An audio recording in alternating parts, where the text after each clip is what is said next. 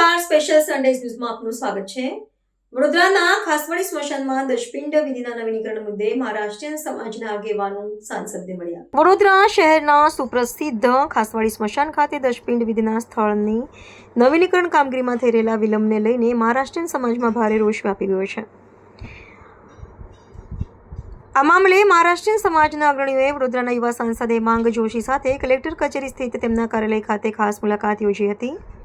આ બેઠકમાં સમાજના આગેવાનોએ પોતાની માંગણીઓને તંત્રની કામગીરી પ્રત્યેની નારાજગી સાંસદ સમક્ષ સ્પષ્ટ શબ્દોમાં મૂકી હતી। પ્રાપ્ત માહિતી અનુસાર સ્મશાન ગૃહ ખાતે દશપિંડ વિધિ માટેની વ્યવસ્થાના નવીનીકરણ મુદ્દે અગાઉ વડોદરા મહાનગર સેવા સદન વર્તમાન સાંસદ તેમજ ગુજરાત રાજ્યના મુખ્ય દંડક સમક્ષ અનેકવાર રજૂઆતો કરવામાં આવી હતી। આટલી ઉચ્ચ કક્ષાએ રજૂઆતો કરવા છતાં વહીવટીતંત્ર દ્વારા સ્થળ પર કોઈ જ નક્કર કામગીરી શરૂ કરવામાં ન આવતા સમાજના લોકોની ધાર્મિક લાગણી દુભાઈ હતી। તંત્રની આ નિષ્ક્રિયતા અને બેદરકારીના કારણે લોકોમાં ઉગ્ર સંતોષ જોવા મળી રહ્યો છે, જેના પગલે બેઠકનું આયોજન કરવામાં આવ્યું હતું।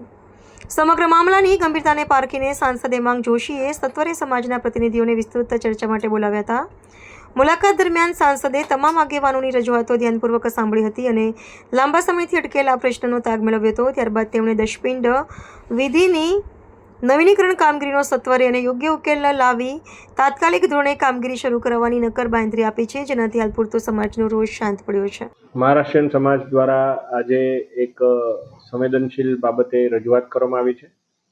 એમનું જે સ્મશાનની જગ્યા છે કે જ્યાં મહારાષ્ટ્રીયન સમાજ દ્વારા એક એમની ટ્રેડિશનલ વિધિ થતી હોય છે, 10 દિવસ એમની વિધિ ચાલતી હોય છે અને આ વિધિ જે જગ્યા પર ચાલતી હોય છે ત્યાં ખાસવાડી સ્મશાનની એ જગ્યા પર હજુ સુધી જે રિનોવેશનનું જે કામ છે એ હજુ શરૂ નથી થયું અને એમને કોઈ પ્રકારનું અસમંજસના અત્યારે સ્તરમાં એમને લાગી રહ્યું છે કે આ જે ખાસવાડી સ્મશાનનું જે મહારાષ્ટ્રીયન સમાજવાળો જે ભાગ છે એ જગ્યાનું નવીનીકરણ થવાનું છે કે નહીં, એટલે આ બાબતે યોગ્ય સ્પષ્ટતા મેળવવા અને જમીનની હકીકત શું છે જાણવા માટે મેં એમને બાંહેધરી આપી છે કે આજે 2:30 વાગે હું ત્યાં ખાસવાડી સ્મશાનની જે મહારાષ્ટ્રીય સમાજવાળી જે જગ્યા છે એની મુલાકાત પણ લેવાનો છું અને એકવાર આપણને સ્પષ્ટતા મળે કે આ CSR હેઠળ કામ થવાનું છે કે કોર્પોરેશન દ્વારા થવાનું છે, ત્યારબાદ સંબંધિત અધિકારીઓને સૂચના આપી અને વહેલામાં વહેલી તકે એમની જે લાગણી છે ને માંગણી છે એનો ઉકેલ આવે